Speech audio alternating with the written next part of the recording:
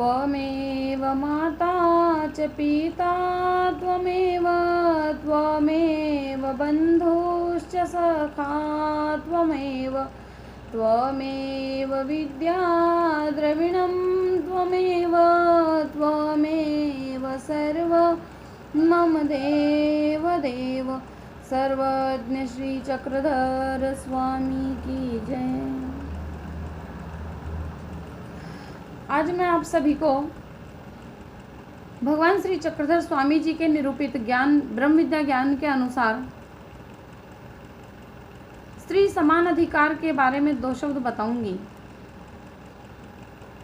मराठी में कहते हैं, ब्राह्मणांचा देव निराळा, क्षत्रियांचा वेगळा, स्त्री शूद्र विटाळ तैसे येथ नव्हे। येथ असे समान अधिकार, स्त्रियांनाही मुक्त संचार, ऐसे बोले श्री चक्रधर परावाचा। मतलब कि ब्राह्मणों का भगवान कुछ निराला है क्या, और क्षत्रियों का भगवान कुछ अलग है क्या?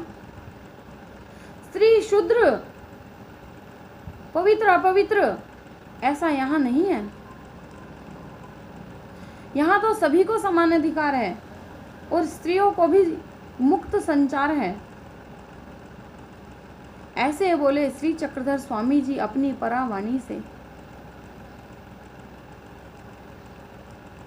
तो भगवान श्री चक्रधर स्वामी जी के सन्निधान में रहने वाली सभी स्त्रियों को स्वामी जी ने समान अधिकार किस प्रकार दिया, और यह सिद्ध भी करके दिखाया कि स्त्रियों का अधिकार छोटा या पुरुषों का अधिकार बड़ा, ऐसा भेदभाव बिल्कुल भी नहीं रखा। इस पर मैं आपको एक लीला सुनाऊंगी। एक बार श्री चक्रधर स्वामी जी डोमेग्राम में छिन्नस्थली पर विराजमान थे और कुछ स्त्रियां भक्तानियां स्वामी जी के पास बैठी हुई थी। उसी समय सारंग पंडित जी स्वामी जी के दर्शन के लिए आ रहे थे। उन्होंने दूर से देखा कि स्वामी जी के पास तो कुछ स्त्रियां बैठी हुई हैं, तो उनके मन में स्त्रियों के प्रति हीन भावना आई और वो सोचने लगे कि इन सभी स्त्रियों को तेलंग देश में ले जाकर धान कूटने के लिए छोड़ आना चाहिए और फिर हम रहेंगे स्वामी जी के सन्निधान में।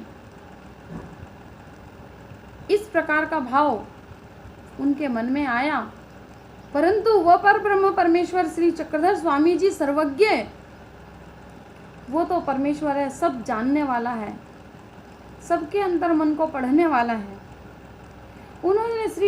उन्होंने सारंग पंडित जी के मन के अंतर्भाव को भी जान लिया और सारंग पंडित जी को पास आने दिया। और जब सारंग पंडित जी पास में आए तो स्वामी जी ने उनके ऊपर क्रोध करते हुए बोले, अरे तुम जो पुरुष हो तुम जीव हो, और ये जो स्त्रियां हैं ये क्या जीवलियां हैं? तुम जो पुरुष हो तुम्हें तुम्हारा रक्षण करता पालन करता कोई और परमेश्वर है, और इन स्त्रियों का रक्षण करता पालन करता कोई और परमेश्वर है क्या? इस प्रकार स्वामी जी ने सारंग पंडित जी के ऊपर क्रोध किया। तो इस लीला से हमें पता चलता है कि स्त्रियां भी समान अधिकारी हैं। एक बार महादाई सा स्वामी जी से वाराणसी जाने के लिए आज्ञा लेने के लिए गई। स्वामी जी ने उनको समझाया, परंतु जीव स्वभाव। तो फिर स्वामी जी बोले कि भाई, अग्नि के संबंध में, अग्नि के संपर्क में आने से छोटी मोटी, छोटी बड़ी मोटी पतली सूखी गीली सभी लकड़ियां जल जाती हैं। उसी प्रकार परमेश्वर के सन्निधान में रहने से छोटे बड़े सभी पाप नष्ट हो जाते हैं। परंतु महाराज सा उस समय नई स्वामी जी के सन्निधान में आई थी और जीव स्वभाव भी नए स्वामी जी के सन्निधान में आने के कारण इतना ज्ञान भी नहीं था, तो अपने वाराणसी जाने के निर्णय पर अटल रही। और फिर स्वामी जी ने उनका भाव जानकर स्वामी जी उनको बोले, ठीक है भाई, तुम वाराणसी जाकर आओ, तुम वाराणसी जाकर आने पर हम तुम्हें संन्यास देंगे। तो वाराणसी से आने के बाद स्वामी जी ने महादायिसा को संन्यास दिया। तो इस लीला से हमें पता चलता है कि स्त्रियां संन्यास के भी अधिकारी हैं। और श्री कृष्ण चरित्र, श्री दत्तात्रेय प्रभु चरित्र, श्री चक्रपाणी चरित्र भी महादायिसा एक स्त्री के ही प्रश्नों के कारण आज हमें प्राप्त हुए हैं। अगर महादायिसा ने प्रश्न ना किए होते तो स्वामी जी ने उनके उत्तर बताए ना होते और आज हमें ये 3 चरित्र प्राप्त ना हुए होते। अगर हमारा आद्य ग्रंथ लीला चरित्र भी खोलकर देखें तो उसके अंदर भी सबसे ज़्यादा प्रश्न और उत्तर महादायिसा के प्रश्नों के उत्तर स्वामी जी ने दिए हुए हैं। अगर महादायिसा ने प्रश्न ना किए होते तो लीला चरित्र भी आगे बढ़ा ना होता। उनके प्रश्नों के कारण ही हमें आज लीला चरित्र प्राप्त हुआ है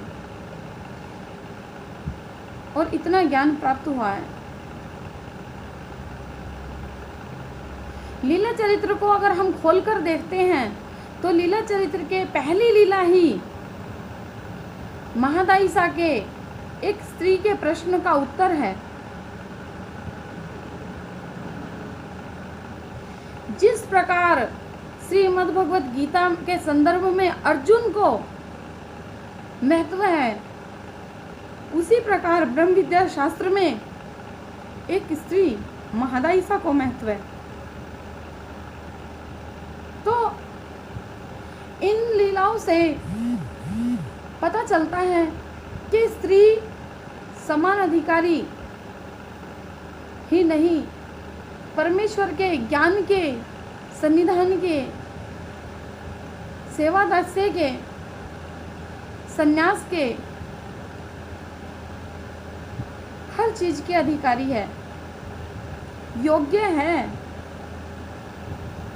फिर बाकी तो सब छोटी मोटी चीजें हैं।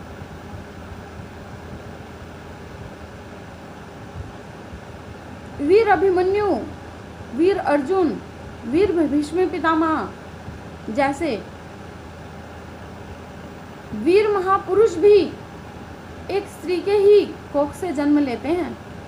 और इतना ही नहीं कि श्री कृष्ण भगवान, श्री दत्तात्रेय महाराज ऐसे पर ब्रह्म परमेश्वर को भी अवतार धारण करने के लिए एक स्त्री की ही कोख की जरूरत पड़ती है।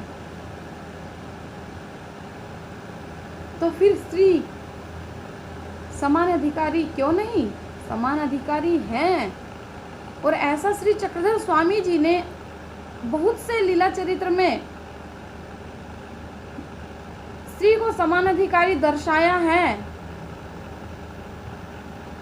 इतना बोलकर मैं अपने 2 शब्द समाप्त करूंगी, लेकिन उससे पहले मैं एक छोटी सी कविता सुनाना चाहती हूँ। आओ झुककर दंडवत प्रणाम करें उन्हें, जिनके हिस्से में वो मुकाम आया। किस कदर खुश नसीब हैं वो स्त्रियां,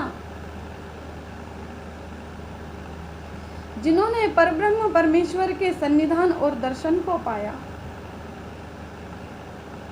जिनका सहयोग आज महानुभाव पंथ के काम आया और महानुभाव पंथ आगे बढ़ पाया। वो महादायिसा बहुत चर्चक थी, इसीलिए इतने प्रश्नों का उत्तर मिल पाया और हम स्त्री जाति को भी समान अधिकार मिल पाया। सर्वज्ञ श्री चक्रधर स्वामी की जय। दंडवत प्रणाम।